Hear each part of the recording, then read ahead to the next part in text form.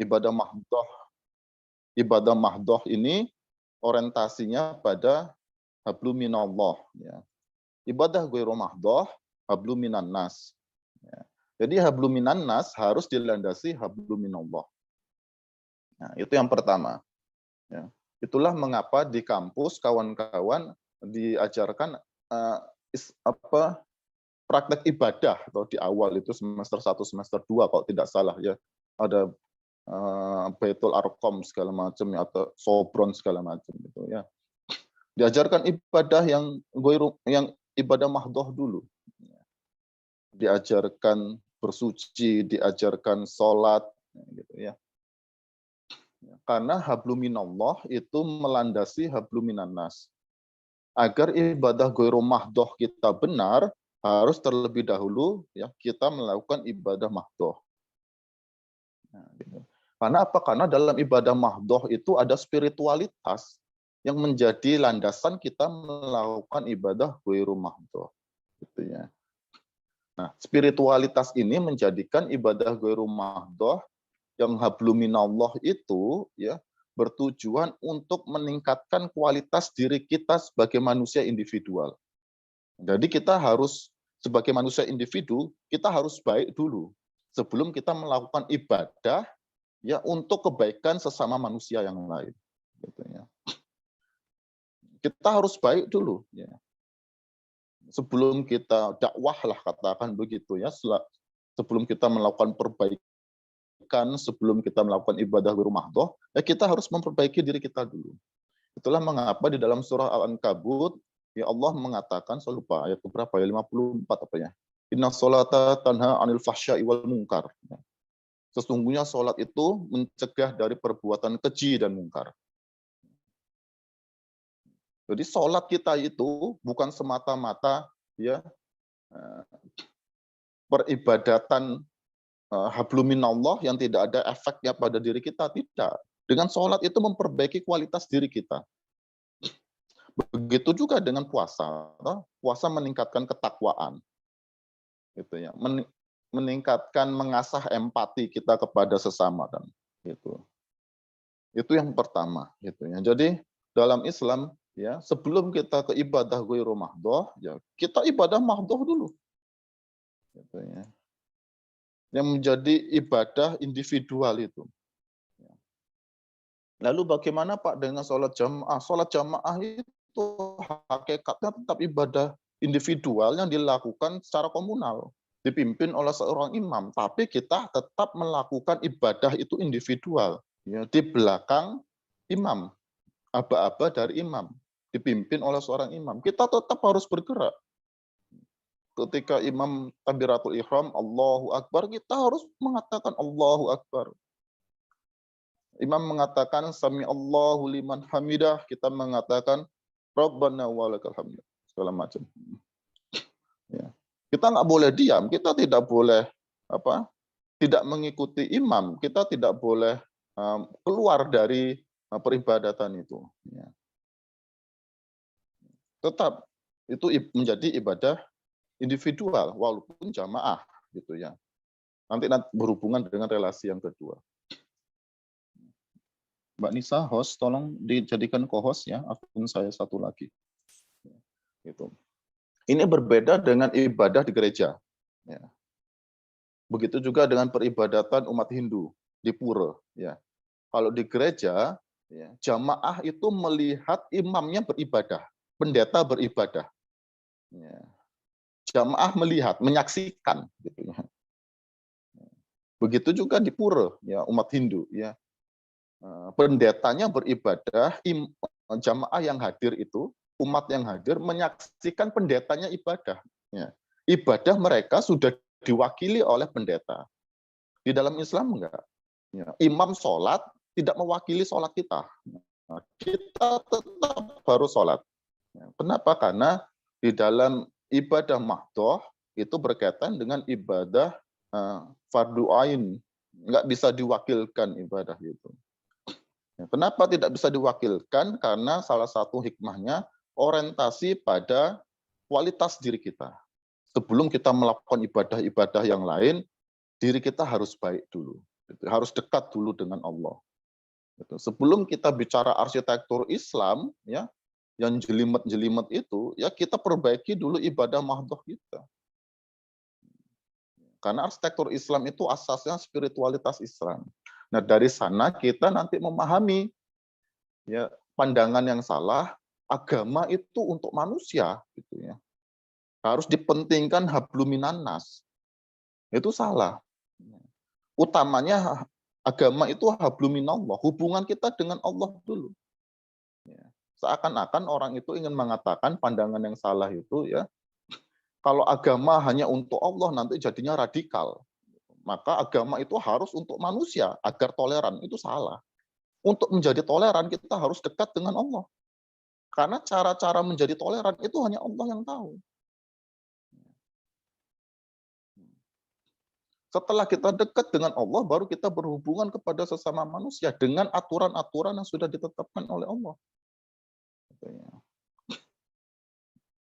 Jadi tidak ada pemisahan antara habluminanas, habluminallah. Habluminanas harus dasarnya habluminallah. Begitu juga arsitektur Islam. Ya. Itu yang pertama, relasi yang pertama. Relasi kedua, ibadah ghairu mahdoh itu ibadah komunal, ya berkaitan dengan fardu kifayah, ilmu fardu kifayah.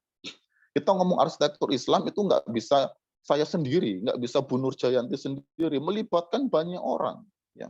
Merealisasikan arsitektur Islam di bidang keilmuan sampai jadi teknologi diterapkan dalam desain itu melibatkan banyak orang, nggak bisa individual. Bagaimana cara mengumpulkan banyak orang itu dengan ibadah mahdoh? Nah, disitulah kenapa sholat wajib berjamaah itu oleh syariat diberikan kedudukan yang lebih. Sholat fardu di masjid berjamaah kedudukannya 27 derajat lebih tinggi daripada kita sholat sendiri. Kenapa? Karena dalam jamaah itu kita akan bertemu banyak orang, mengenal banyak orang, maka menjadilah masyarakat Islam yang pusatnya di masjid. Diawali dengan sholat jamaah. Semuanya menghadap Allah. Mensucikan diri lahir dan batin menghadap Allah, sholat di belakang satu imam, kita saling mengenal, jadilah masyarakat Islam. Ketika terbentuk masyarakat Islam, kita punya pandangan yang sama, tujuan yang sama, niat yang sama. Ya, maka ibadah ghairu mahdoh yang menuntut komunalitas, yang menuntut kebersamaan, itu hanya dimungkinkan kalau terlebih dahulu ibadah mahdoh dilakukan ya, di masjid. Ya, sehingga iktikaf juga begitu ya. Iktikaf di masjid itu kita berkumpul dengan banyak umat Islam di masjid, berdiam diri, beribadah bersama-sama. Kemudian bulan Ramadan besok kita akan menemukan banyak ibadah mahdoh ya, salah satunya tarawih ya, tarawih juga komunal ya. Diharapkan dengan intensitas bertemu di masjid yang lebih sering terbentuk masyarakat Islam sehingga ibadah ghairu mahdoh itu lebih mungkin ya, lebih memiliki komunitas untuk direalisasikan gitu. Kita ngomong ekonomi Islam nggak bisa sendirian ekonomi Islam. Kita ngomong psikologi Islam nggak bisa sendirian, arsitektur Islam nggak bisa sendirian. Kita butuh dukungan masyarakat gitu. Ya. Paling tidak itu dua relasi antara ibadah mahdoh dan ibadah ghairu mahdoh. Ya. Semoga Mbak Nisa bisa puas ya dengan tanggapan itu.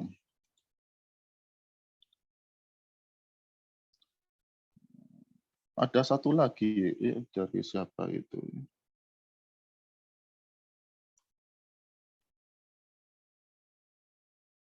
Masih dari Mas Oki, ya. Mas Oki Abdan dari kelas C. Dalam realita di lapangan tidak selalu kita akan menemui pihak klien yang belum tentu menerima sebuah konsep keislaman yang telah kita terapkan dalam desain rancangan kita. Sementara kita mendapat tuntutan secara ideologis untuk menerapkan konsep keislaman dalam desain rancangan kita. Bagaimana menyikapi hal tersebut? Mas Oki ada nggak?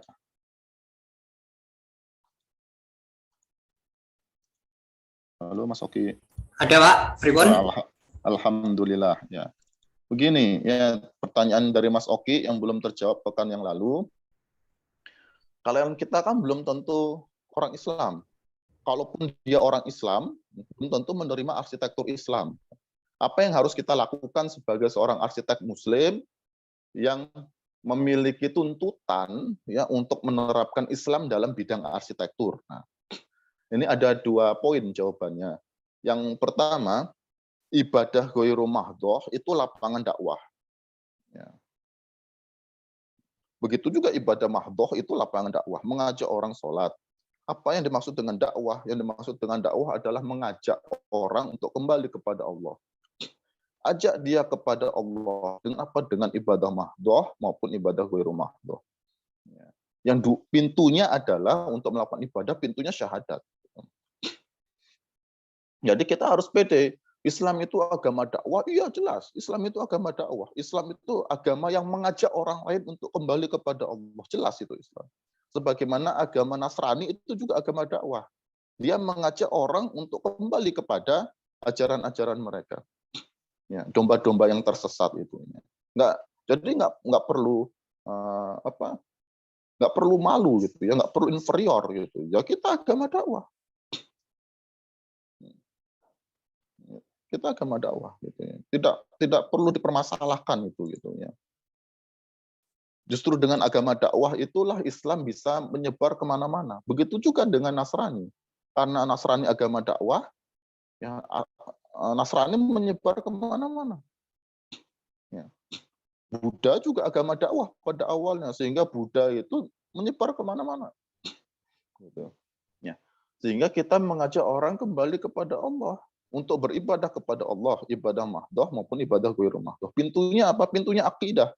Ya, untuk memasuki pintu akidah itu syahadat gitu ya. Nah, sehingga kita sebagai umat Islam ya punya kewajiban dakwah walaupun hanya menyampaikan 1 ayat ya. Walaupun hanya menyampaikan 1 ayat. Ya.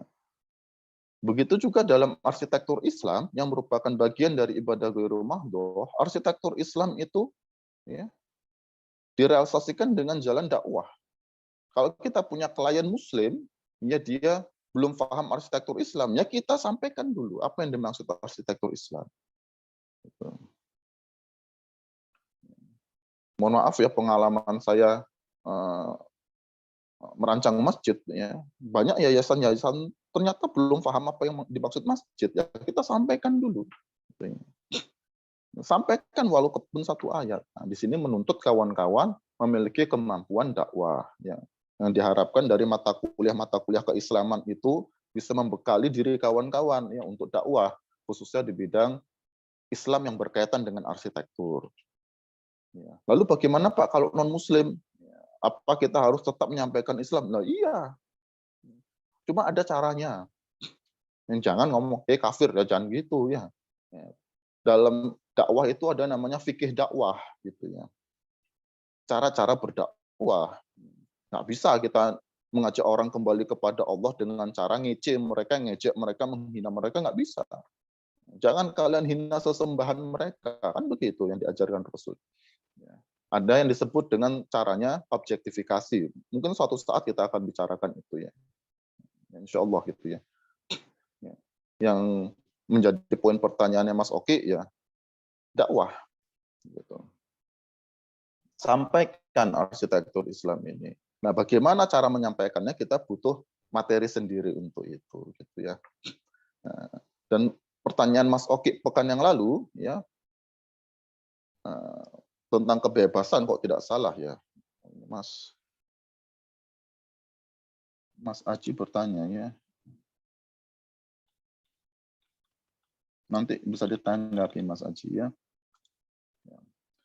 Ya, Mas Oki kok tidak salah pekan yang lalu bertanya tentang kreativitas, kebebasan. Ya, semoga materi pada siang hari ini ya kita lanjutkan materi dulu kawan-kawannya dapat menjawab itu lebih lanjut gitu ya.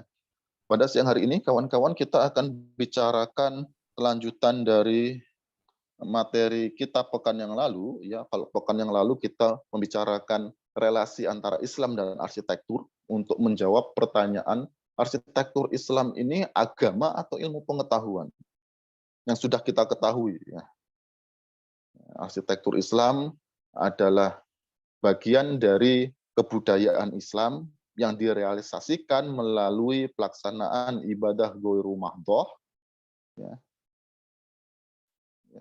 yang kedudukannya sebagai bagian dari Islam sebagai din. Ya.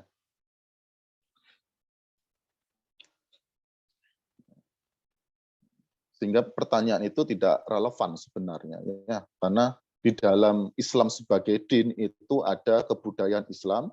Ya, kebudayaan Islam punya salah satu unsur ilmu pengetahuan Islam. Arsitektur Islam adalah bagian dari ilmu pengetahuan Islam yang merupakan kategori ibadah ghairu mahdhoh. Gitu ya.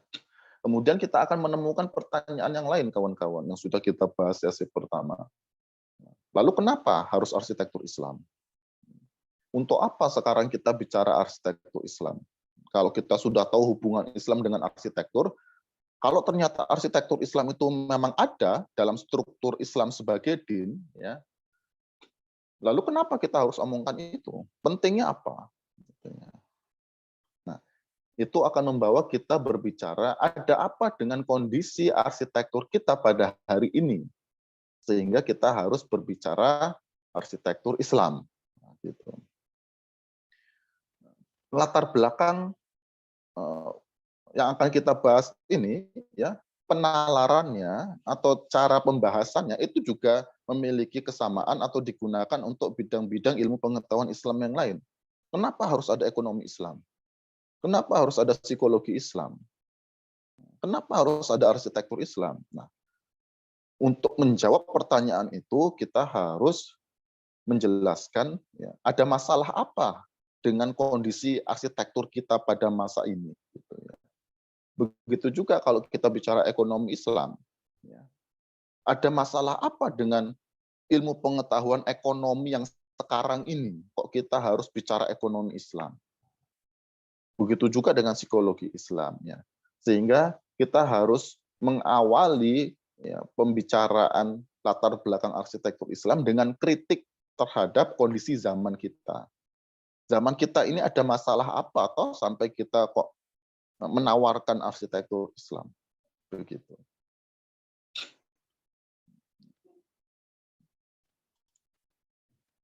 Kita mulai dari sini, kawan-kawan, ya. Sekarang ini di dunia sedang terdapat dua paradigma arsitektur yang besar yang menjadi rujukan sedunia.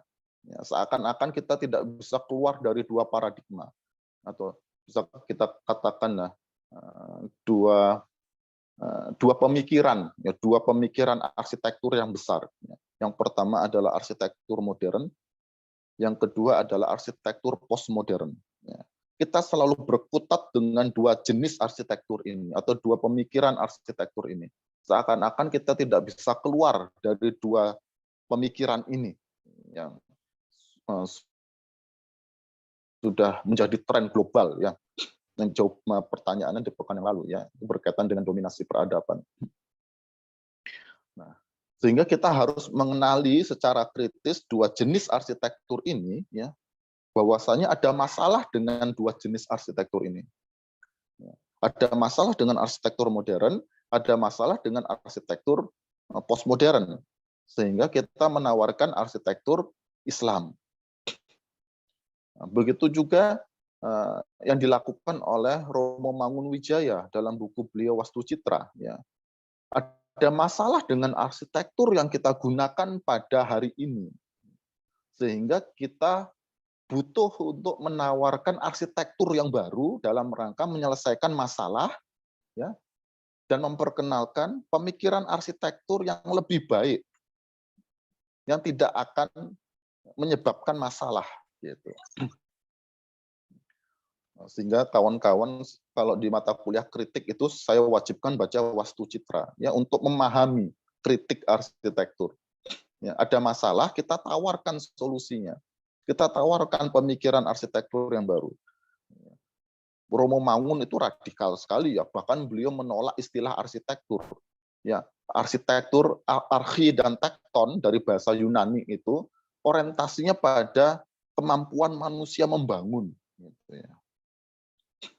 Jadi manusia terjebak pada kemampuan teknis untuk menunjukkan kehebatan dia membangun. Yang terjadi apa? Kerusakan. Karena manusia berlomba-lomba membangun. Nanti kita akan bicarakan. Sehingga Romo Mangun menolak istilah arsitektur. Ya, istilah arsitektur itu sendiri merusak, masalah. Bermasalah istilah itu. Sehingga Romo Mangun menggunakan istilahnya vastu, yang berasal dari ajaran agama Hindu. Dalam rangka itu, ya, dengan cara berpikir yang sama, kita menawarkan arsitektur. Nah, arsitektur Romo yang vastu itu kemudian bertransformasi menjadi gerakan atau pemikiran arsitektur Nusantara. Banyak sekarang kan bicara arsitektur Nusantara itu dalam rangka untuk melakukan kritik dan memberikan solusi terhadap masalah yang disebabkan arsitektur modern dan arsitektur postmodern. Sehingga posisi kita sama dengan arsitektur Nusantara sebenarnya, cuma sumbernya beda. Gitu ya, sumbernya beda. Arsitektur Islam itu pada sumber-sumber Islam, arsitektur Nusantara pada sumber-sumber lokalitas, termasuk pada keyakinan-keyakinan setempat. Nah, gitu. Keyakinan-keyakinan setempat yang pra-Islam. Gitu ya. Walaupun kemudian ada upaya untuk tanda kutip mengislamisasi arsitektur Nusantara. Gitu ya. Nah, sebenarnya masalah apa yang disebabkan oleh arsitektur modern? Pertama, kawan-kawannya, arsitektur modern itu muncul karena terjadinya revolusi besar dalam bidang kehidupan manusia. Tanpa revolusi itu tidak akan ada arsitektur modern. Apa revolusinya? Revolusi ilmu pengetahuan, revolusi sosial politik, dan revolusi keagamaan. Tiga revolusi ini nanti menyebabkan terjadinya revolusi industri. Ya, pertengahan abad ke-17 dimulai dari Inggris. Revolusi industri berdampak pada bidang arsitektur. Lalu apa yang menyebabkan terjadinya tiga revolusi tadi? Revolusi ilmu, revolusi sosial politik, revolusi keagamaan. Ya, penyebabnya adalah paham sekularisme. Apa yang dimaksud paham sekularisme? Paham sekularisme itu adalah menghilangkan sakralitas, kesucian, spiritualitas dalam kehidupan manusia. Dihilangkan itu sakralitas. Sehingga sekularisme menurut Syed Naqib Al-Atas itu ada tiga cirinya. Pertama, alam dan manusia, ya seluruh yang ada di muka bumi ini, ya alam dan manusia dihilangkan nilai sakralnya. Sehingga orang bebas dia berperang untuk memperebutkan minyak. Ya. Bunuh orang untuk minyak, ya, itu tidak berkaitan dengan sakralitas, spiritualitas, enggak. Manusia itu tidak dianggap sebagai ciptaan Tuhan yang suci. Ya. Orang bisa berperang untuk memperebutkan wilayah. Ya. Orang bisa berperang untuk memperebutkan harta benda dan lain sebagainya. Orang bisa saling membunuh hanya untuk memenuhi kebutuhan harta benda dan lain sebagainya. Kita bisa mengeruk bumi, ya, eksploitasi alam, karena kita melihat alam itu cuma benda mati. Tidak ada sakralitasnya, tidak ada hubungannya dengan Tuhan dan sebagainya. Nah, kemudian dalam pelajaran biologi kita sejak SD diperkenalkan benda mati, benda hidup. Benda hidup itu kedudukannya lebih tinggi dari benda mati. Puncak rantai makanan di benda hidup ya adalah manusia. Sehingga manusia ditempatkan sebagai makhluk yang paling tinggi posisinya di dalam rantai makanan, dia membawahi semua makhluk yang lain. Tidak ada hubungannya sama sekali dengan Tuhan. Sehingga dengan itu manusia bisa melakukan apapun terhadap dunia hewan, dunia vegetasi, sampai dunia mineral. Dihilangkan sakralitas dari kehidupan. Kedua, dipisahkan politik dari nilai-nilai sakral. Di dalam Islam, politik itu, kepemimpinan itu punya sakralitasnya. Tuhan menetapkan aturan-aturan siapa yang berhak jadi pemimpin.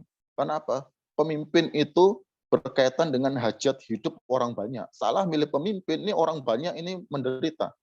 Sehingga Tuhan menetapkan aturan itu.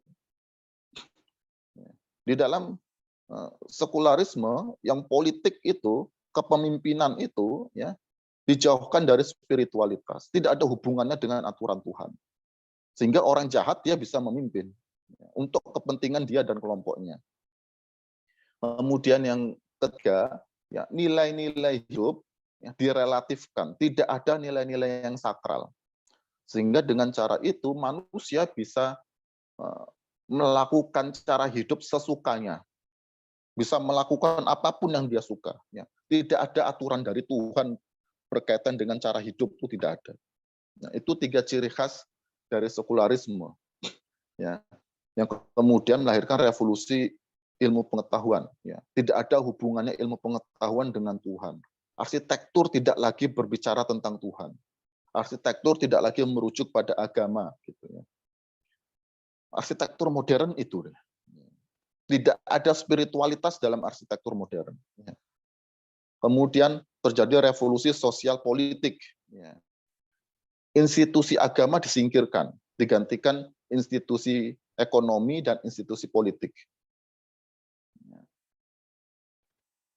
Struktur masyarakat berdasarkan kekuasaan politik dan garis keturunan digantikan struktur masyarakat berdasarkan kepemilikan harta benda, penguasaan ekonomi. Sehingga kita mengenal sekarang struktur masyarakat itu kalangan atas, menengah, menengah bawah, bawah, ya berdasarkan pendapatan dia. Ya. Sehingga ketika bicara arsitektur, kita berbicara arsitektur untuk kalangan atas, arsitektur untuk kalangan menengah, arsitektur untuk kalangan bawah. Gitu.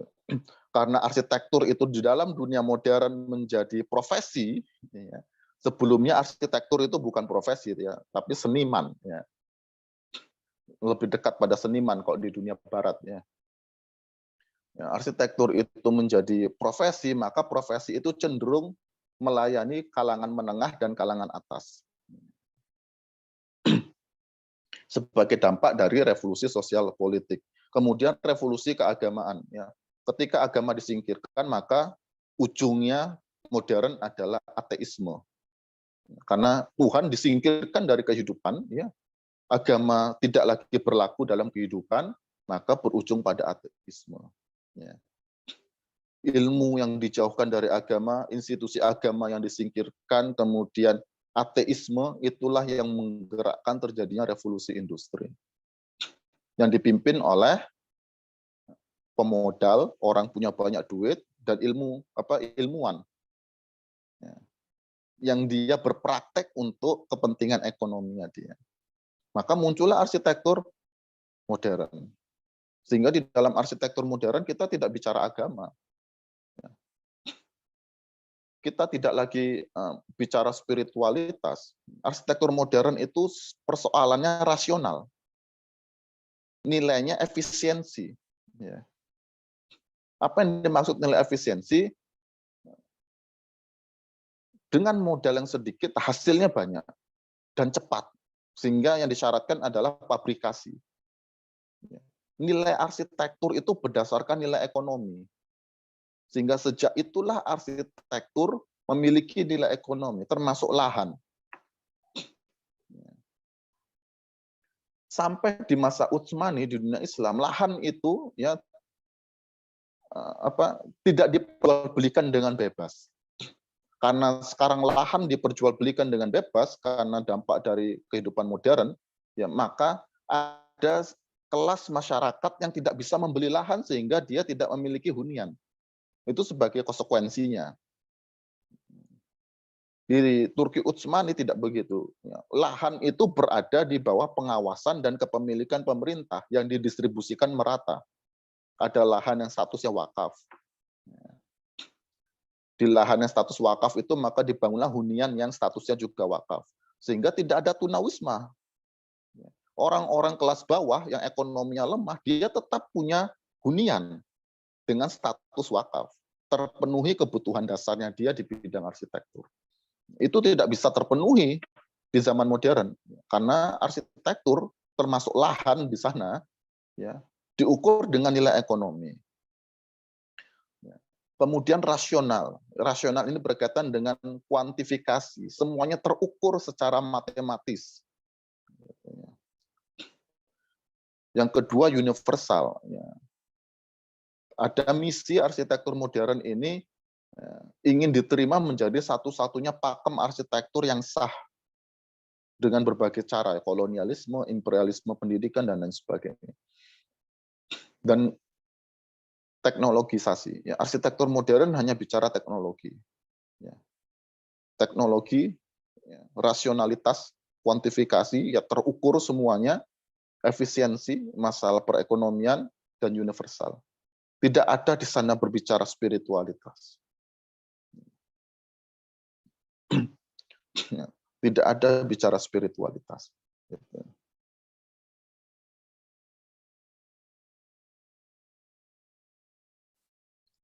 Nah, ini salah satu dampak dari revolusi industri. Dengan cara inilah arsitektur modern itu dibangun, pabrikasi.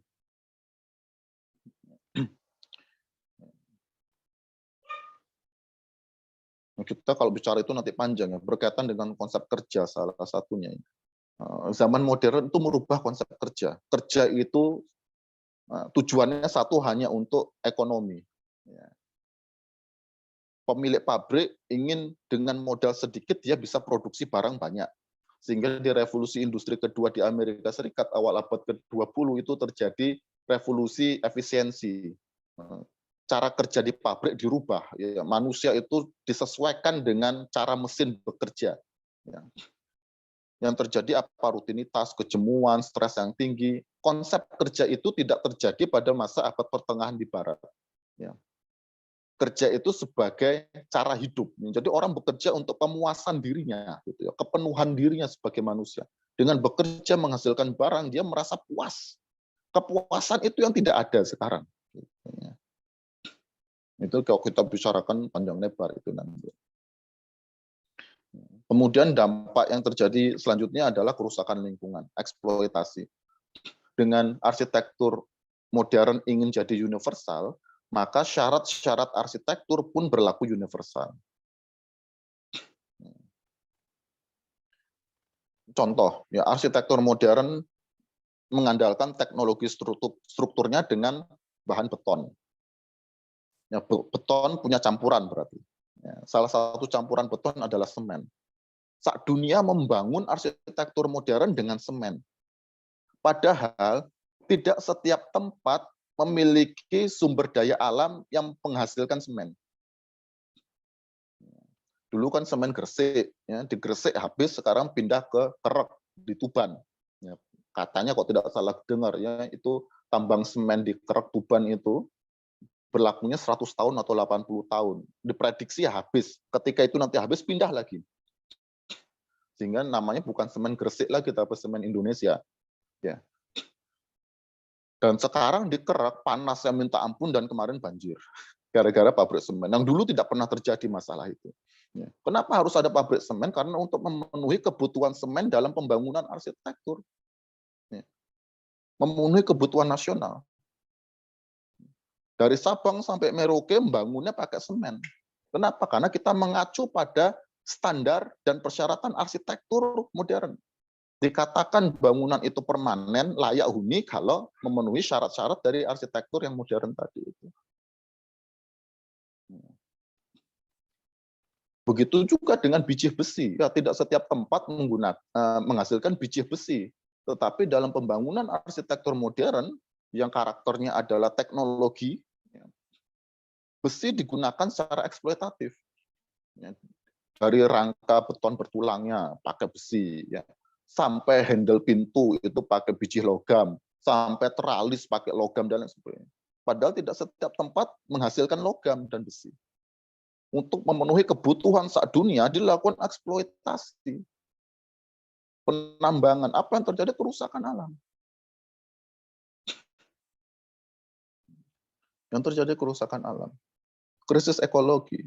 Kemudian yang ketiga yang terjadi adalah krisis sosial ekonomi. Terjadi gap, terjadi kesenjangan arsitektur. Yang kaya bisa punya arsitektur yang kualitasnya bagus sekali, kalangan bawah nggak bisa punya arsitektur sama sekali.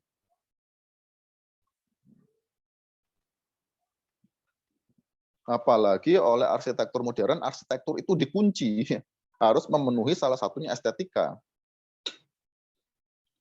Ketika dia hanya bangunan, just a building, dia bukan arsitektur. Nah, kalau apa? Kalau tidak punya estetika. Estetika yang digunakan apa? Estetika formal, visual. Ya. Jadi ada kesenjangan kepemilikan arsitektur. Ya. Sudah terjadi krisis kemanusiaan karena cara membangun arsitektur yang mengandalkan pabrik itu ya. Manusia harus mengikuti cara kerja mesin, kemudian krisis lingkungan dan krisis sosial ekonomi. Begitu.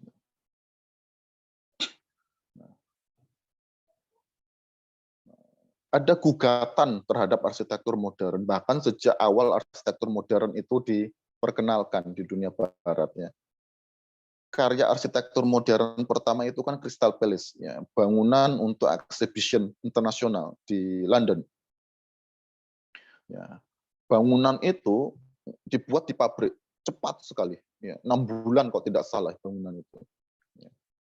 Bangunan pertama yang dibuat di pabrik, Crystal Palace. Ya, arsiteknya bukan seorang yang mendalami pendidikan arsitektur ya, karena pada masa itu pendidikan arsitektur nggak seperti sekarang. Arsiteknya ahli pertanian, orang ahli pertanian.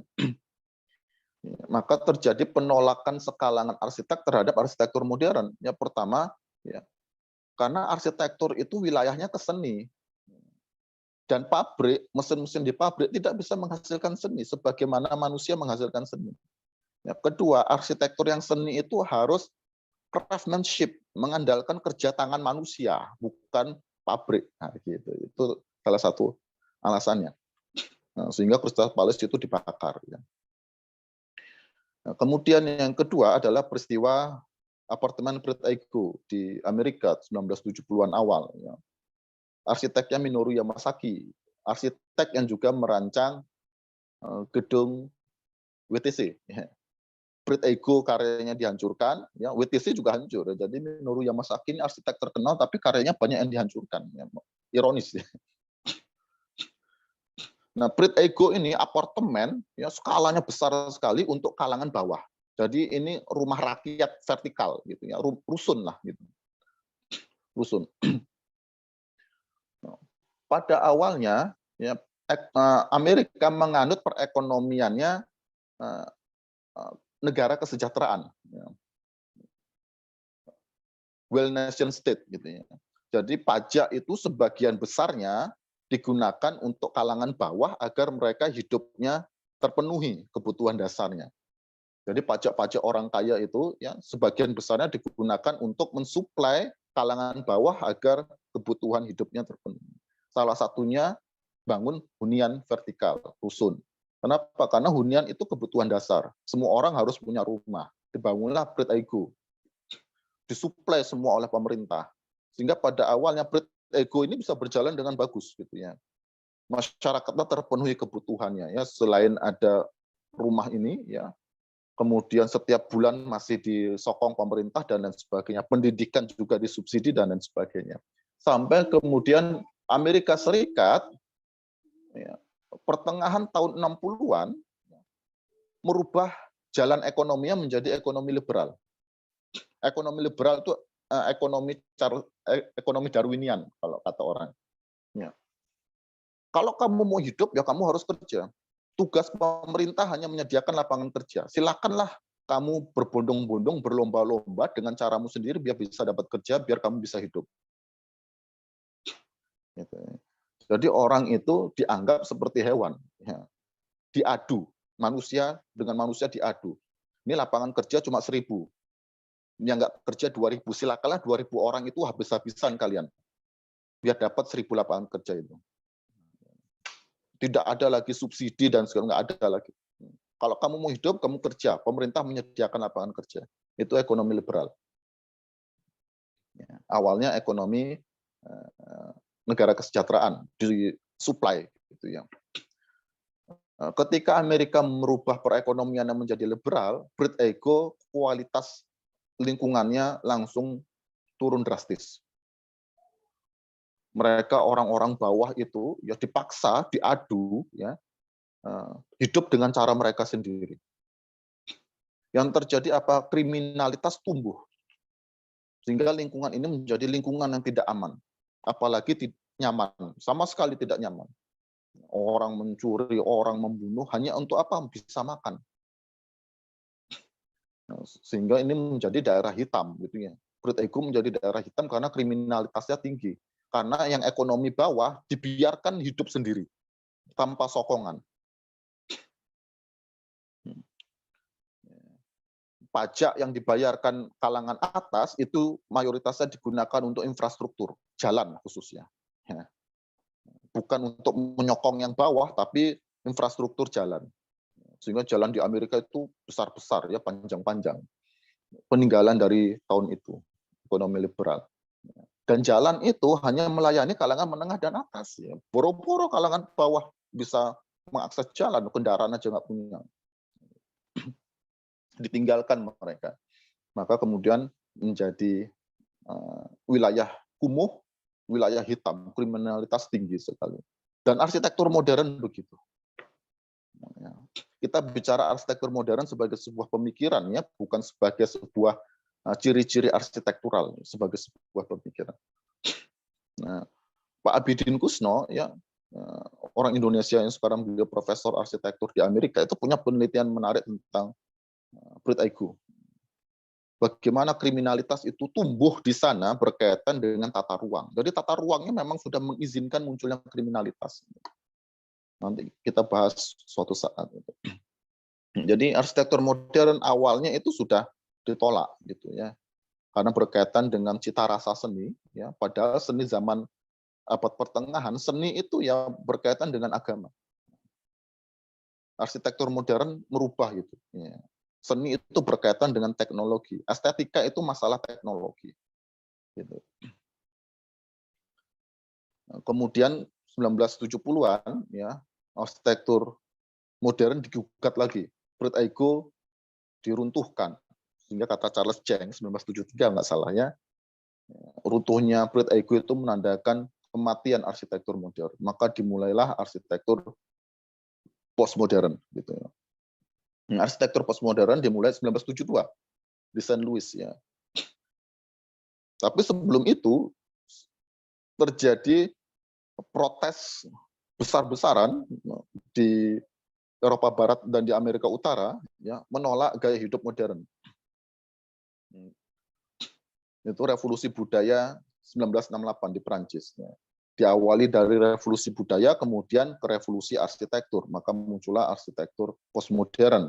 Ya, yang arsitektur postmodern itu salah satunya, ya, mengkritik dari arsitektur modern karena arsitektur modern tidak bicara masalah spiritual.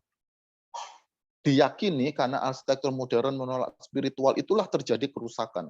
Diyakininya begitu. Maka arsitektur modern mulai kembali, arsitektur postmodern mulai kembali, ya, mengakui spiritualitas manusia dalam merancang arsitektur. Tetapi yang diakui oleh postmodern adalah spiritual, bukan agama. Spiritualitas itu tidak harus beragama. Jadi orang di barat itu tetap tidak punya agama, tapi dia bisa punya spiritualitas. Ya, dia yoga, dia sholat, tapi dia tidak mengaku sebagai orang beragama. Dia semedi, dia melakukan terapi-terapi dalam agama Buddha gitu ya. Tapi dia tidak mengaku sebagai orang beragama. Sehingga yang laris manis di barat itu tasawuf, ya, tapi bukan fikih. Mereka nggak mau fikih, apalagi nggak mau akidah mereka itu. Mereka cuma mau spiritual. Dalam arsitektur, ya, spiritualitas itu diterjemahkan menjadi arsitektur minimalis. Arsitektur minimalisme itu penelitian yang bagus dari Pak Hari Kurniawan. Ya. Sudah diterbitkan buku judulnya Minimalisme dalam Arsitektur. Arsitektur minimalis itu gabungan dari salah satu ordo dalam Protestan, kemudian Buddha.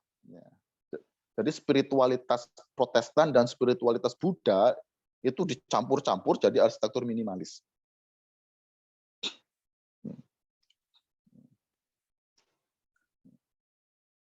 Yang diambil spiritualnya, bukan agamanya.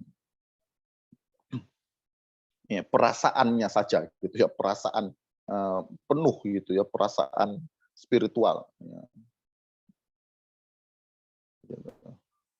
Maka muncul arsitektur minimalis. Ya. Kemudian untuk menghadapi masalah ekonomi dan masalah lingkungan, ya, maka mereka kembali menggali arsitektur setempat, arsitektur lokal, sehingga postmodern itu kembali menggali arsitektur lokal untuk menyelesaikan masalah ekonomi dan masalah lingkungan. Arsitektur tradisional terbukti egaliter, ya, semua orang pada zaman dulu punya arsitektur, ya, walaupun kelas ekonominya beda-beda, tapi mereka punya arsitektur mereka. Sampai kalangan bawah mereka bisa membangun rumah mereka sendiri, sehingga arsitektur postmodern berkutat pada ketukangan lokal, gitu, mempelajari lagi ketukangan setempat. Ya. Begitu juga hubungan arsitektur tradisional dengan alam itu lebih baik daripada arsitektur modern. Alam dianggap ini punya kekuatan, ya, dan lain sebagainya. Maka muncullah neo-vernakular, neo-tradisional, dan lain sebagainya. Begitu. Tapi tetap saja arsitektur postmodern itu tidak bicara agama, tapi bicara spiritual. Nah, dua jenis arsitektur ini, dua jenis pemikiran ini yang sekarang menguasai pengkajian, pendidikan, hingga praktek arsitektur. Sampai kemarin Pritzker Prize dimenangkan oleh arsitek namanya Kere, ya, dari Burkina Faso, dunia ketiga di Afrika, yang dia tidak menganut arsitektur modern dan tidak menganut arsitektur postmodern. Itu terguncang dunia ini. Itu di kelas TUPA saya ceritakan, terguncang dunia. Ya. Seorang Kere yang dia membangun arsitektur untuk kelas bawah, ya, dengan cara mereka bisa membangun, ya, dengan bahan lokal, ternyata meraih penghargaan Pritzker Prize, penghargaan Nobelnya arsitektur, arsitek terbaik tahun ini, dan mendapat banyak kritik, mendapat banyak penolakan. Dia bukan bagian dari yang modern, bukan bagian dari postmodern. Dia berangkat dari nilai-nilai masyarakatnya yang punya agama. Gitu. Itu menarik ya, fenomena Kere itu.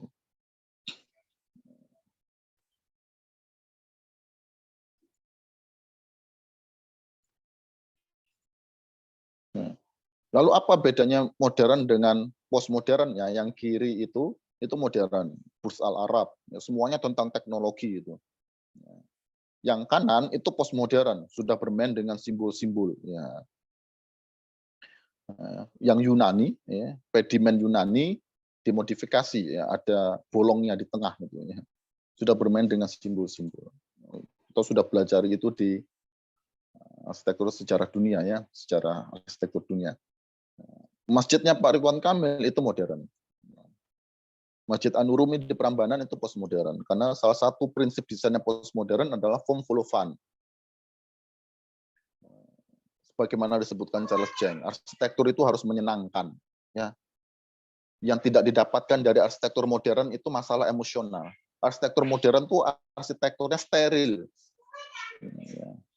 Tidak ada muatan emosionalnya. Arsitektur hanya masalah mesin, masalah teknologi, masalah ekonomi.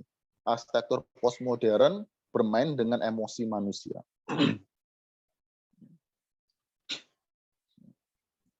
Nah, lalu apa kaitannya dengan latar belakang arsitektur Islam? Di tengah masalah-masalah yang disebabkan oleh arsitektur modern dan postmodern, itulah kita memperkenalkan arsitektur Islam pada zaman sekarang. Walaupun nanti kalau kita sudah masuk di materi ragam pendekatan arsitektur Islam, kita akan menemukan setiap mazhab arsitektur Islam itu ternyata dia punya konteksnya masing-masingnya. Kenapa dia muncul? Tapi secara general, secara umum, arsitektur Islam itu muncul karena ada masalah dengan arsitektur modern dan arsitektur postmodern. Kita sebagai umat Islam tidak bisa menggunakan dua jenis pemikiran arsitektur itu. Kita membutuhkan pemikiran arsitektur Islam yang lain, kita membutuhkan pemikiran arsitektur yang lain, yakni arsitektur Islam. Arsitektur yang bersumberkan dari Islam sebagai pandangan hidup, sebagai kebenaran, dan sebagai nilai-nilai hidup.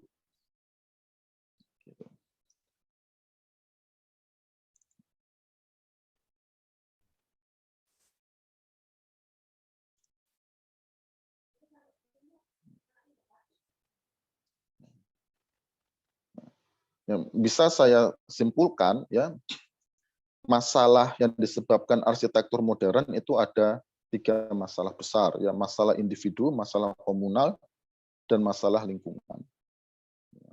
Di sini sudah ada keterangan apa kaitan itu dengan arsitekturnya, gitu ya. Kemudian saya tambahkan masalah keempat, masalah yang disebabkan arsitektur postmodern adalah masalah spiritualitas tanpa agama. Arsitektur tetap tidak bicara agama dalam arsitektur postmodern.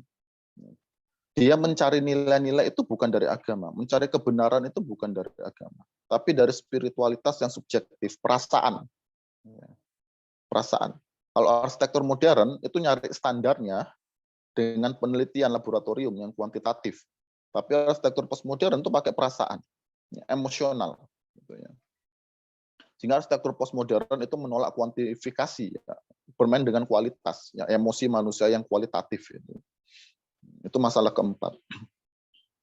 Sehingga ada 4 masalah. Masalah manusia individual, masalah manusia secara komunal, masalah lingkungan, ya, dan masalah spiritualitas tanpa agama. Sehingga kita butuh pemikiran arsitektur yang lain.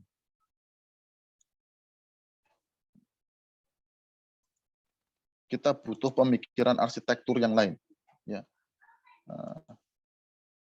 yang bersumberkan dari Islam dalam rangka untuk menyelesaikan masalah itu. 4 masalah tadi itu.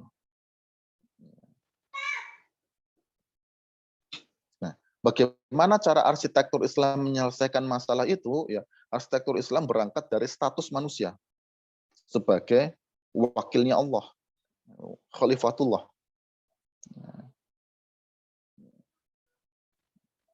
Manusia diberi mandat, diberi amanah, ya, untuk memakmurkan, mensejahterakan kehidupan di dunia ini. Sehingga Islam itu rahmatan lil alamin, maksudnya apa? Umat Islam itu kudu ngurusin semua makhluknya Allah.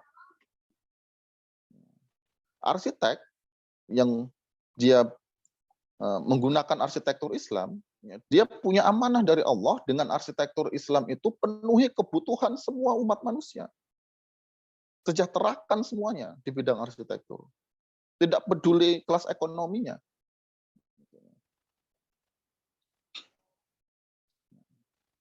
Tetapi dalam mensejahterakan manusia, jangan sekali-sekali merusak alam. Allah menciptakan alam untuk manusia, biar bisa hidup manusia ini. Tetapi manusia harus menjaga alam, agar keberlanjutan alam ini bisa dinikmati oleh generasi mendatang.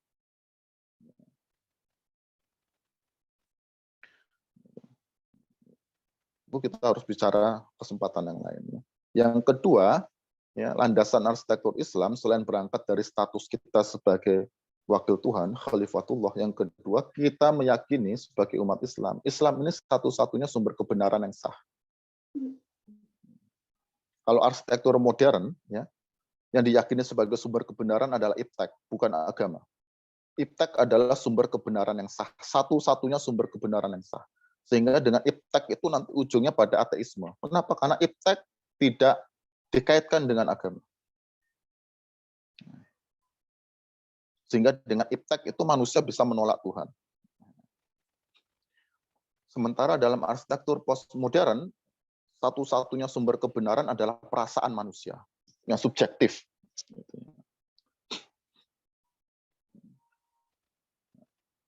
Kita sebagai umat Islam mengaku ya Islam sebagai satu-satunya kebenaran.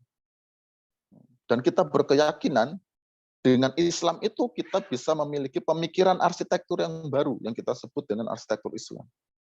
Yang dapat kita gunakan sebagai khalifatullah ya, untuk merealisasikan amanah dari Allah. Memakmurkan kehidupan di muka bumi ini, mensejahterakan semuanya. Gitu. Karena terbukti arsitektur modern nggak bisa. Ya, arsitektur postmodern pun ternyata tidak bisa. Kemudian ketiga, kita punya pengalaman historis yang panjang. Umat Islam ini sejak abad ke-7 sampai sekarang, kita punya pengalaman sejarah yang panjang sekali. Dengan pengalaman sejarah yang panjang itu kita bisa belajar dari sejarah kita. Contoh, pada masa Utsmani, ya, walaupun ada orang miskin, tapi orang miskin di sana itu terhormat. Kebutuhan arsitekturnya terpenuhi. Bagaimana caranya? Itu yang harus kita pelajari.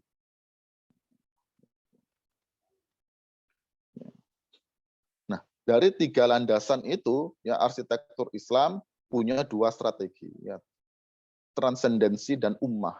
Ini tawaran dari Roger Garaudy, ya, ketika bicara seni Islam, ya transendensi dan ummah. Jadi arsitektur Islam itu, ya prinsipnya pertama transendensi, ya hubungan dengan Allah, ya Allah itu sebagai sumber kebenaran, al-haq, ya. Allah itu sebagai pencipta, Allah sebagai sumber nilai-nilai, Allah sebagai sumber segala sesuatunya di muka bumi ini. Transendensi. Itu berkaitan dengan ibadah mahdhah tadi. Dan ummah. Kita harus memikirkan manusia secara umum ini. Ini ibadah ghairu mahdhah. Seorang arsitek yang dengan arsitektur Islam, dia pertama harus transendensi, mendekatkan dirinya kepada Tuhan. Setelah itu ummah. Dia amalkan ilmunya untuk kebaikan manusia banyak ini. Sehingga dari sana arsitektur Islam, ya, untuk menghadapi 4 masalah tadi, masalah individu, masalah komunal, masalah lingkungan, dan masalah spiritual tanpa agama, arsitektur Islam punya 3 ciri. Yang pertama, bermuatan spiritualitas Islam. Yang kedua, arsitektur yang berkeadilan untuk semua umat manusia, tidak memandang kelas ekonominya. Orang miskin itu juga punya kebutuhan yang harus dipenuhi. Sementara orang kaya, jangan sampai dia dengan kekayaannya berbuat semena-mena, melebihi kebutuhannya. Contoh begini kawan-kawan. Dalam arsitektur modern yang orientasinya ekonomi, orang kaya dibenarkan punya rumah sebesar-besarnya, toh dia bisa membayar. Begitu juga dalam arsitektur postmodern, tidak ada larangan kok. Kalau dengan cara itu hidupnya lebih bahagia, ya kenapa tidak? Arsitektur postmodern begitu. Yang emosional tadi. Ya. Tapi dalam Islam nggak bisa. Ada larangan untuk hidup berlebih-lebihan. Ya. Israf itu tidak boleh. Melebihi kebutuhan itu tidak boleh. Kenapa? Karena ada orang lain yang harus kebutuhannya kita penuhi. Contoh ya, orang kaya, suami istri pasangan muda, dia baru punya anak 1. Nah kita hitung. Ya, bapak ibu dengan anak 1, dia butuh luasan rumah berapa meter persegi. Jangan gara-gara dia kaya raya, bapak ibu 1 anak, ya dia punya rumah sampai hektaran. Itu menjadi tidak masuk akal dalam Islam. Dia sudah menggunakan hartanya secara berlebih-lebihan. Yang di dalam arsitektur modern nggak masalah, arsitektur postmodern tidak masalah. Argumennya arsitektur modern, oh dia punya uang kok. Argumentasinya arsitektur postmodern, kalau itu membahagiakan dia, kenapa tidak? Dalam Islam nggak bisa. Ya. Hartamu, sebagiannya itu hak dari orang lain. Mentang-mentang dia kaya, crazy rich segala macam ya, orang-orang gila yang kaya itu ya. Rumah cuma 3 orang, ya. Tapi dia punya rumah ratusan hektar, lahannya ratusan hektar, nggak boleh dalam Islam. Nah, kita harus menghitung kebutuhan ruang dia berapa dengan bapak ibu 1 anak. Kelebihan hartanya digunakan untuk yang lain. Masih banyak orang nggak punya rumah. Keluarkan hak orang itu.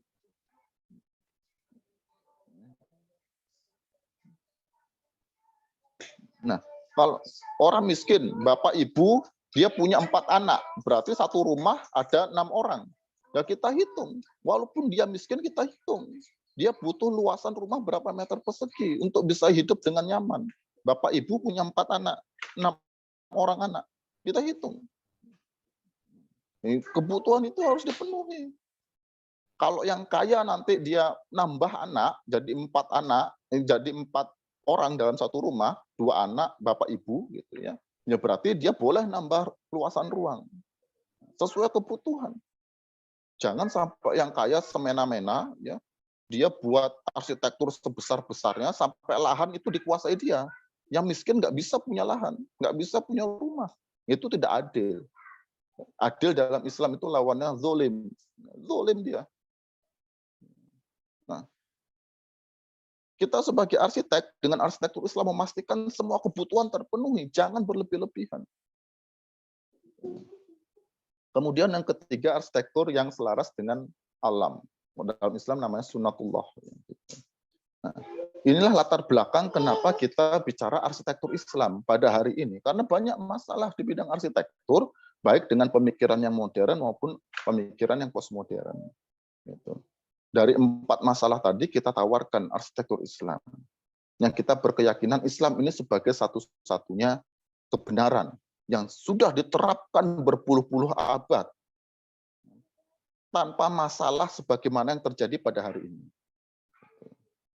Demikian kawan-kawan yang bisa saya sampaikan pada siang hari ini. Silakan kalau ada diskusi.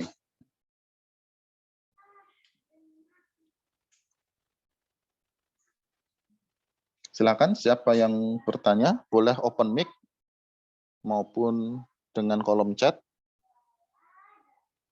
Baik terkait dengan sesi hari ini maupun sesi sebelumnya, silakan. Sebelum diskusi ya, silakan Bu Nurjayanti untuk menyampaikan tambahan Bu dari jenengan.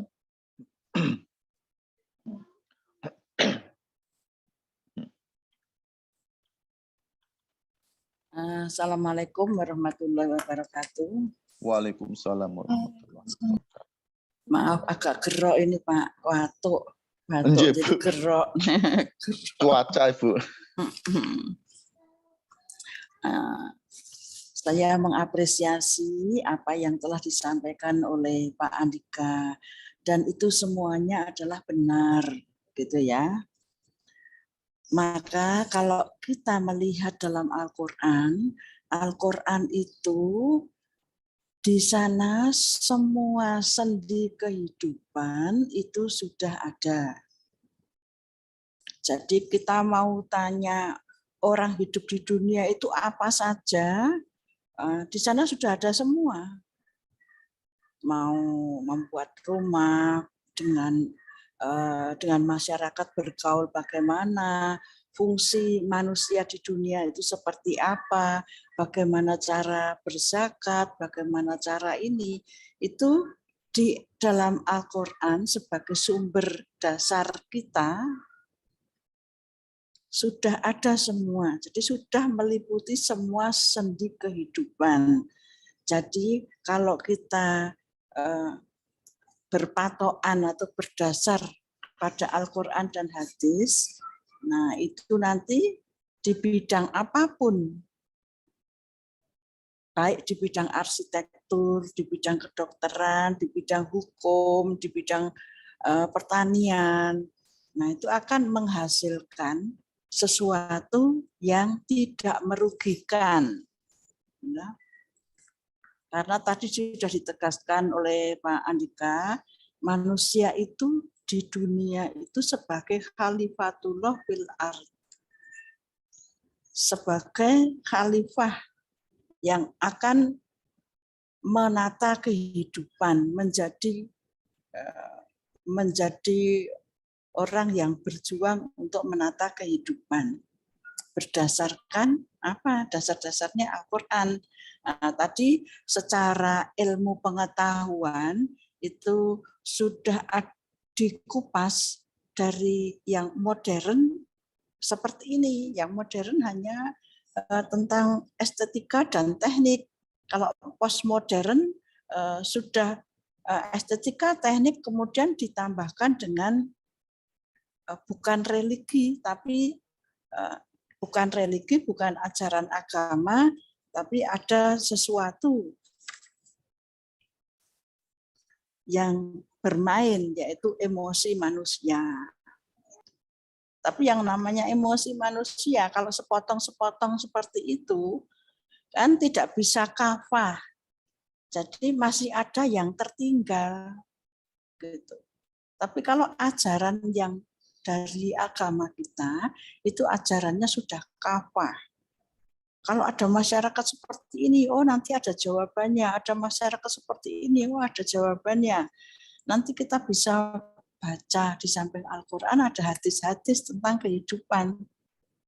Jadi sudah mengatur semua sendi kehidupan itu di Al-Quran, dan hadis itu sudah mengatur semua sendi kehidupan. Sehingga manusia harus sebagai khalifatullah fil ardh. Kemudian bagaimana caranya kita menjadikan sebagai rahmatan lil alamin, karena rahmatan lil alamin itu yang dicontohkan oleh Nabi kita. Semuanya itu sebetulnya sebagai figur. Uswatun hasanah itu figurnya Nabi Muhammad. Dengan rahmatan lil alamin, nah itu caranya bagaimana? Sumber-sumber kebenarannya sudah ada. Jadi kita harus baik dengan alam, baik dengan manusia, apalagi kepada Allah. Tadi juga dikatakan bahwa sholat itu merupakan ibadah mahdoh, ibadah fardu ain. Kalau orang sholat tapi masih menjalankan sesuatu yang jelek, berarti tidak benar dengan sholatnya. Karena sholat itu apa? Kalau sholat itu intinya adalah doa. Doa yang bagaimana caranya berbisik-bisik kepada Allah. Nah, kalau bisik-bisik atau doa kita itu intens kepada Allah, nah maka akan terjalin sesuatu yang menjadikan setiap sholat, setiap doa itu kita menjadi senang, menjadi sesuatu yang manis. Apabila tidak kita jalankan, ada sesuatu yang kurang. Jadi ini saya menggarisbawahi fungsi dari manusia. Kenapa kok jadi ajaran Islam itu yang akan kita pergunakan untuk menyetir arsitektur. Kalau arsitektur disetir oleh orang yang ateis, nanti jadinya seperti itu. Kalau arsitektur disetir oleh orang yang landasannya hanya emosi bukan agama, nanti jadinya seperti itu. Maka arsitektur atau apapun itu harus disetir oleh orang yang benar-benar kafah di dalam kehidupannya. Kafah itu juga tidak main-main. Kita mulai dari awal, dari kecil. Jadi kalau kita melihat semua wali-wali Allah itu gemblengannya itu sangat berat. Gemblengannya dari kecil sampai menjadi seperti itu, punya karomah. Nah itu sudah mempunyai ikatan dengan akhlak Rasulullah. Saya punya idola. Nah, kalau adik-adik idolanya itu misalnya band di Korea, idolanya motor, idolanya ini, itu belum sampai. Kalau yang sudah sampai itu idolanya itu ya Nabi kita. Karena kalau kita tidak membaca keseluruhannya, kita tidak akan mengidolakan. Kalau kita tidak kenal dengan beliau, kita tidak akan mengidolakan. Jadi intinya kalau kita itu bekerja, itu kerjalah dunia untuk akhirat, bukan dunia untuk dunia. Sekali rengkuh dunia dapat, akhirat juga dapat. Gitu. Jadi kenapa kok kita kalau membuat arsitektur harus yang berarsitektur Islam? Kalau orang yang tidak tahu itu tidak kena berdosa, ya tidak berdosa. Tapi mereka yang yang sudah mulai tahu, nah itu harus dibina terus sehingga akidahnya benar, kemudian amalannya benar. Jadi agama kita itu tidak hanya logika, tapi amaliyah, agama amaliyah. Kemudian yang kedua, transendensi Islam. Yang pertama, individu sebagai manusia, khalifatullah fil ardh, yang mengamalkan rahmatan lil alamin, yang bersumber dari Islam. Karena Islam itu ajarannya sudah meliputi seluruh sendi kehidupan. Jadi tadi dikatakan pada zaman Utsmani, orang miskin, tapi orang miskin itu terhormat. Mungkin orang miskin itu punya banyak orang miskin, tapi dia kaya dengan pengetahuan, masih punya tempat tinggal. Jadi kalau di Indonesia sekarang kan tidak seperti itu.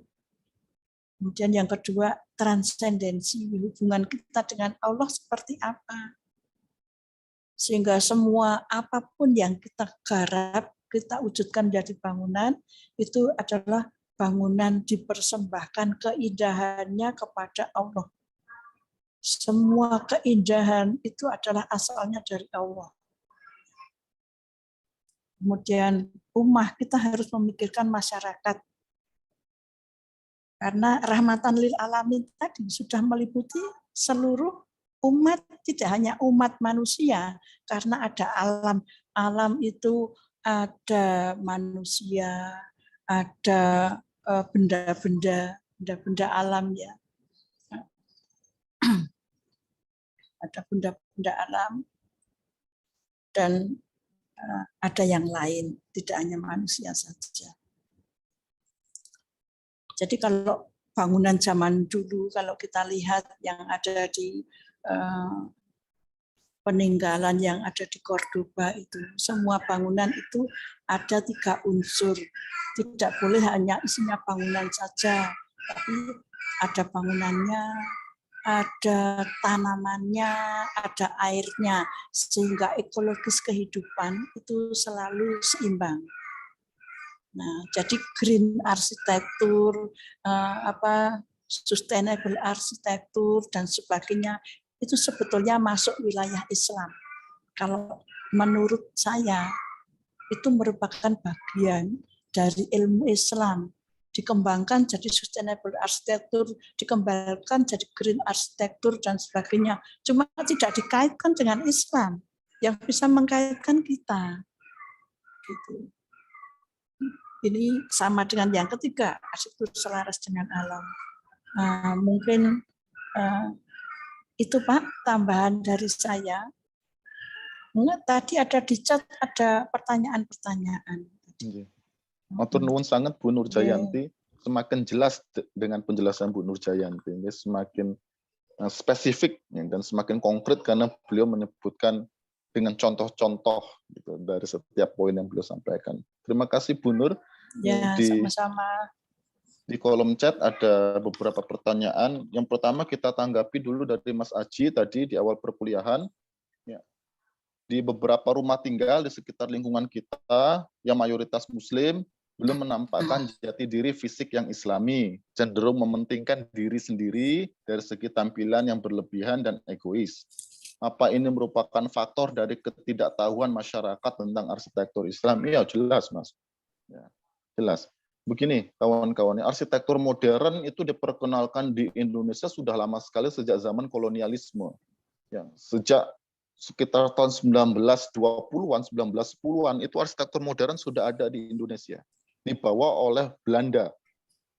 Ya, dibawa oleh Belanda. Arsitek-arsitek Belanda yang top itu seperti Berlik, ya, ke Indonesia, Karsten ke Indonesia, segala macam, ya, praktek di sini dengan pemikiran arsitektur yang modern. Ya. Praktek arsitektur modern yang sudah panjang di Indonesia itu mempengaruhi kesadaran kita. Arsitektur itu kudu begitu, gitu. Sehingga secara tidak sadar ketika kita merancang, membangun, ya, atau klien kita begitu, secara tidak sadar yang di dalam bayangannya arsitektur itu yang harus seperti modern. Seakan-akan tidak ada arsitektur di luar itu. Gitu ya. Nah, ciri khas dari arsitektur modern adalah individualisme. Kehidupan modern itu kehidupan yang individualis. Saya punya harta kok, ya suka-suka saya, harta saya ini mau saya gunakan untuk apa? Saya bisa bangun bangunan tingkat 4 lantai, nggak masalah saya. Ketika dia dengan hartanya membangun arsitektur, dia tidak memikirkan yang lain. Individualisme. Sehingga terjadi ketimpangan kualitas arsitektur. Ada orang yang arsitekturnya bagus dan banyak, ada orang yang sama sekali tidak punya arsitektur. Berkaitan dengan kelas ekonomi. Nah, ini berbeda dengan sejarah peradaban Islam, ya, kawan-kawan. Ini dijelaskan oleh Syed Hussein Nasr. Ya. Mengapa di masa lalu peradaban Islam rumah permukiman ya itu tampak depannya sama semua. Tampak depannya sama semua. Ya. Mau dia kaya, mau dia miskin, ya depan rumahnya sama semua bentuknya. Ya. Mau kaya, mau miskin. Ya. Salah satu tujuannya Islam ini ya, ingin menghindari terjadinya kecemburuan sosial. Mau kamu kaya, mau kamu miskin, jangan tampakkan kekayaanmu itu di depan rumahmu. Kasihan tetanggamu yang miskin, nanti dia muncul kecemburuan sosial, iri, dengki, dan lain sebagainya. Padahal kita sama-sama satu masyarakat. Sebagaimana hadisnya Rasul Muhammad, ya, kalau kita memasak sampai masakan kita tercium tetangga kita, kita wajib memberikan sebagian masakan kita kepada tetangga kita yang mencium bau itu. Sebegitunya Islam mengajarkan kita ya hidup bermasyarakat. Kalau kita lagi habis belanja gitu ya, kita tahu tetangga kita nggak mampu, ya jangan tampakkan belanjaan kita. Yang belum tentu keluarga itu bisa belanja pada hari itu. Di bidang arsitektur ya kita punya banyak uang ya nggak masalah, kita punya banyak uang, tetapi Islam melarang ya dengan uang itu kita bersikap individualis enaknya sendiri. Itu kata Syed Hussein Nasr. Ya. Tampak depan semua sama. Sehingga di dalam permukiman itu orang sampai-sampai tidak tahu mana yang kaya, mana yang miskin kalau berjalan di depan rumah. Gitu. Nggak tahu, semuanya sama bentuknya. Nah, ini nanti diterapkan oleh Hasan Fathy, ya, arsitek terkenal, arsitek Muslim terkenal dari Mesir. Tetapi, kata Syed Hussein Nasr, orang kaya, dia punya hak atas harta yang dia miliki. Setelah tentu saja dikeluarkan hak untuk orang lain. Ya. Dia bisa saja punya TV yang tidak dimiliki oleh tetangganya yang miskin. Ruang itu diberikan kelonggaran itu diberikan di ruang dalam. Di ruang dalam. Ruang-ruang yang tidak terlihat oleh tetangganya yang ekonominya lemah. Ruang keluarga, ruang kamar dan lain sebagainya gitu ya. Di dalam. Itu juga diterapkan oleh Hasan Fathy. Begitu.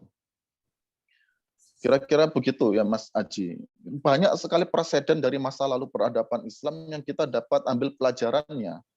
Karena preseden itu merupakan penerapan dari Islam di bidang arsitektur. Nah, salah satunya tadi itu ya. Kalau sekarang enggak, orang jor-joran ya jadi TKI, TKW segala macam, pulang-pulang bangun bangunan gedung besar sekali. Yang enggak peduli tetangganya kondisi ekonominya bagaimana. Itu bahaya. Karena masyarakat kalau sudah iri dengki, ya solidaritasnya itu melemah. Solidaritasnya itu menjadi melemah. Ya. Kalau masyarakat sudah tidak lagi bersatu, itu nanti menjadi konflik. Itu yang tidak dikehendaki oleh Islam. Gitu. Kemudian Mas Fahri dari kelas A, tadi disampaikan perbedaan arsitektur modern dan postmodern, salah satunya dengan simbol-simbol. Dijelaskan bahwa Masjid As-Safar yang diarsiteki Pak Ridwan Kamil merupakan arsitektur modern. Yang saya tanyakan, setahu saya pada masjid tersebut juga terdapat simbol pada bagian tempat imam. Dan saya menjadi bingung, bagaimana suatu bangunan disebut arsitektur modern dan postmodern, mohon penjelasannya. Ya, begini Mas Fahri, Arsitektur modern itu simbolnya dengan simbol teknologi, Mas. Estetikanya estetika teknologi.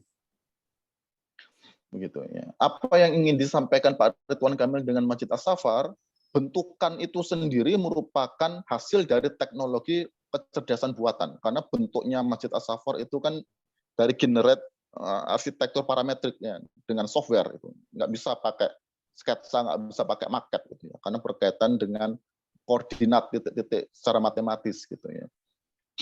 Ya. Simbol kecanggihan teknologi itu yang dimunculkan dengan Masjid As-Safar. Dan Pak Ridwan Kamil menolak di masjid itu ada di tempat imam yang bulat segala macam. Oh, itu bukan dari saya, itu tambahan kontraktor itu. Gitu. Jadi Masjid As-Safar itu yang modern ya, arsitektur modern kontemporer, simbol-simbol itu dari kecanggihan.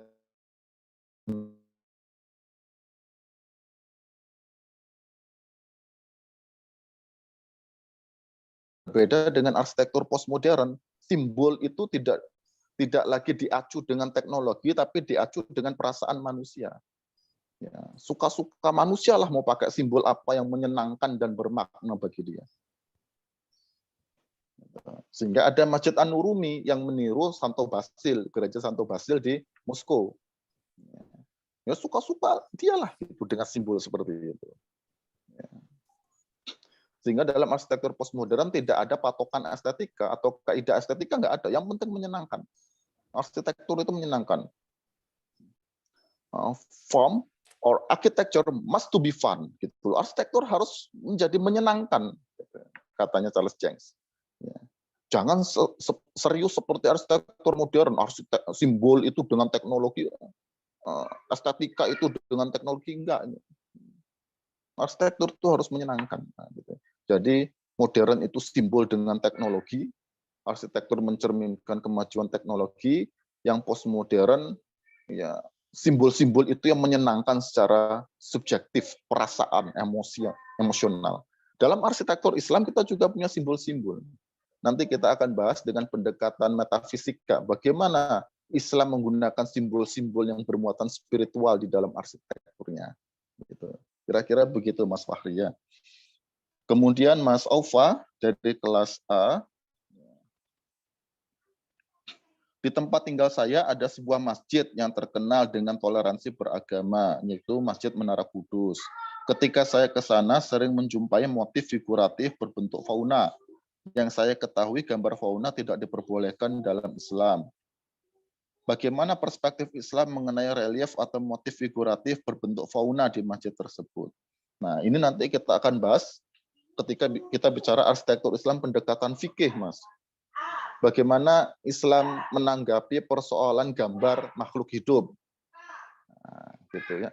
Kita akan merujuk pada mazhab Maliki, Hanafi, Syafi'i, Hambali, atau kita di Muhammadiyah menggunakan tarjih. Nah, tentu saja ada perbedaan-perbedaan pendapat. Contoh di dalam mazhab Hanafi, gambar itu diperbolehkan tapi harus distilir. Tidak boleh menyerupai bentuk aslinya. Gitu. Sehingga di Persia, ya, di peradaban Islam di sebelah Persia, yang menganut Hanafi mayoritas, ya, muncul banyak gambar. Gambar hewan, gambar tumbuhan, gambar manusia, tapi bentuknya distilir. Ya, saya nggak tahu bagaimana mazhab Syafi'i ya. Sepertinya Syafi'i juga punya pendapat seperti itu. Wayang pun distilir gitu ya, yang digunakan oleh para sunan gitu. Nah, nanti kita akan bicarakan itu di pendekatan fikih, Mas. Kita harus merujuk pada salah satu mazhab fikih yang kita gunakan gitu ya. Kalau mazhab Hambali mutlak menolak. Hambali mutlak menolak. Nggak boleh gambar. Ya. Hewan, gambar makhluk manusia nggak boleh. Kecuali untuk tujuan edukasi. Nah, termasuk tujuan edukasi adalah tujuan dakwah. Gitu. Itu diperbolehkan. Tapi di lain itu, gambar untuk kesenangan, gambar untuk tontonan, haram mutlak dalam Hambali. Gitu. Nah, ini kita harus merujuk, ya, bagaimana dulu para sunan membangun Sunan Kudus membangun Masjid Kudus, ya. Kenapa ada gambar-gambar itu, ya kita harus mempelajari terkait dengan mazhab fikih beliau, begitu ya. Sehingga kita bisa mengetahui alasan-alasan beliau menggunakan itu berdasarkan rujukan yang beliau gunakan dalam khasanah keislaman. Begitu. Kemudian tadi ada yang terakhir ya, Mas Rizky Waskito dari kelas C. Apa arsitektur Islam harus berupa bangunan Islam dan memiliki fasad dan ornamentasi Islam? Apakah bisa arsitektur Islam berupa bangunan kontemporer, tetapi memiliki filosofi dan nilai-nilai Islam yang secara fisik tidak terlihat? Nah, ini menjadi tugas kecil kawan-kawan. Carilah arsitektur Islam pada masa kontemporer. Nah, gitu. Bentukannya kontemporer, tapi dia menerapkan Islam dalam arsitektur. Nah, silakan dicari untuk tugas kecil. Itu menjadi tantangan kita sekarang, kawan-kawan. Jangan kita terjebak kalau ngomong arsitektur Islam itu arsitektur masa lalu. Nah, arsitektur Islam itu sebagaimana Islam, dia berlaku sepanjang zaman. Intinya Islam, bajunya bisa berubah-ubah. Sebagaimana dulu kalangan modernis itu kan mencontohkan, ya.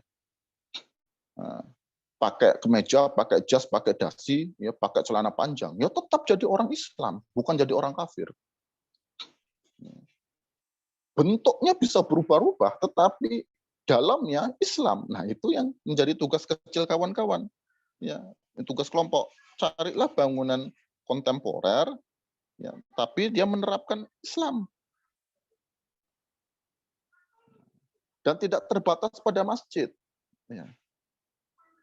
Bagaimana rumah sakit menerapkan arsitektur Islam? Nah, itu kita harus belajar dari Darus Syifa, ya, rumah sakitnya Turki Utsmani maupun di Maristan, rumah sakit di daerah Persia ketika itu yang dibangun oleh umat Islam. Apa beda rumah sakit Darus Syifa di Maristan dengan rumah sakit kita sekarang? Kita akan tahu bedanya. Ya. Rumah sakit yang memanusiakan manusia dengan rumah sakit yang segala halnya serba efisiensi itu berbeda sekali. Ya. Nah, begitu Mas Rizky ya, Allahu a'lam bishawab. Sebagai penutup, monggo Bu Nur Jayanti kalau ada yang ditambahkan kembali, Bu.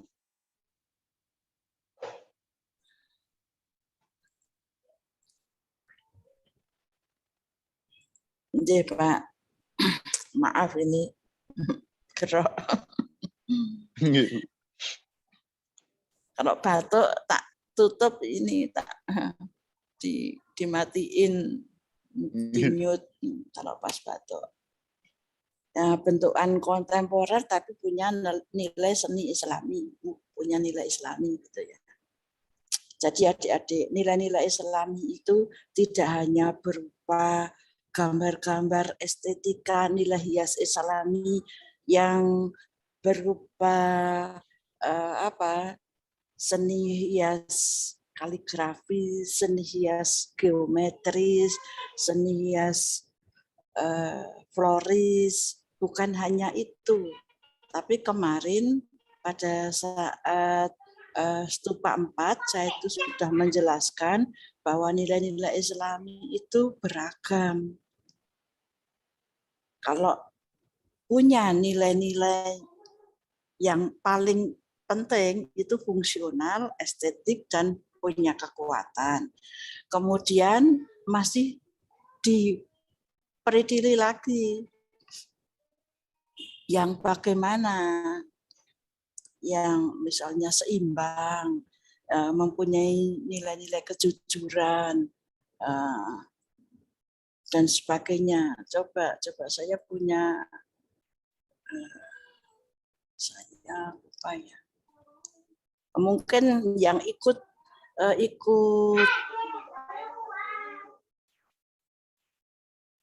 Stupa kemarin saya sudah punya masukan-masukan tentang nilai-nilai keislaman, sudah saya share juga, itu bisa dijadikan patokan. Ciri-ciri perancangan, ciri-ciri bahwa ini merupakan bangunan Islami itu ciri-cirinya apa saja. Itu sudah ada. ada rahmatan lil alamin, kemudian ada fungsional, ada estetis, ada keseimbangan, kemudian tidak berlebih-lebihan dan sebagainya. Itu ada 12 macam. Itu salah satunya bisa untuk mengukur, bisa untuk alat ukur bahwa ini Islami atau bukan. Itu salah satu alat ukurnya. Kemudian alat ukur yang lain, apakah itu kontemporer dan sebagainya, tapi kalau mempunyai nilai-nilai keislaman itu juga bisa. Dia itu bangunannya bersih, fungsional. Oh, itu sudah masuk Islami. Tapi kan tidak hanya itu saja. Jadi nanti adik punya parameter-parameter yang bisa menyebutkan bahwa bangunan tersebut adalah bangunan Islami. Parameternya apa? Nanti dicari dulu. Begitu. Kalau enggak ya nanti saya share screen, tapi share screen enggak nyari. Nyari dulu, kayak tidak mempersiapkan.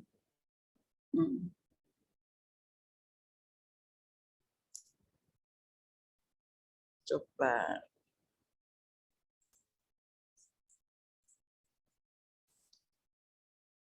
Sementara itu dulu Pak, nanti kalau ketemu saya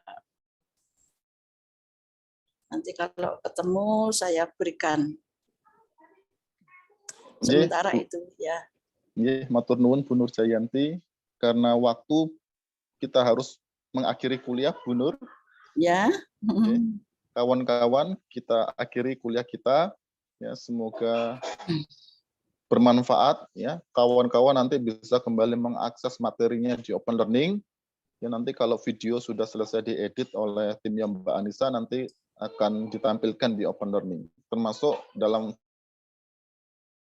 file PDF sudah diunggah, gitu ya. Bisa kawan-kawan tengok di Open Learning untuk dipelajari kembali. Kita jumpa pekan depan dengan materi argumentasi arsitektur Islam untuk membuktikan, untuk menjelaskan pembuktian arsitektur Islam. Apa buktinya arsitektur Islam itu ada? Gitu ya. Insya Allah kita pekan depan di hari Kamis di jam yang sama tetap daring, ya, karena kita akan daring sampai nanti selesai UTS. Gitu. Kita akhiri, ya, Bu Nur Jayanti dan kawan-kawan. Kita akhiri dengan. Jadi Pak, sebelumnya begini, sebelumnya jadi untuk tugas itu kan mahasiswa sudah harus memilih objek ya. Untuk memilih objek itu mungkin mereka diperbolehkan komunikasi dengan dosennya, pengampunya. Sebelum minggu depan, kalau anak-anak sudah dapat, oh yang ini kira-kira mendapatkan, kan satu kelas ada 6 kelompok ya Pak ya? Maksimal 6 kelompok Bu. Boleh 5, boleh 6. Maksimal 6 kelompok. Lah saya itu kelas C itu ada 71. Ternyata 71 mahasiswanya. Banyak banget. Banyak banget. Ya.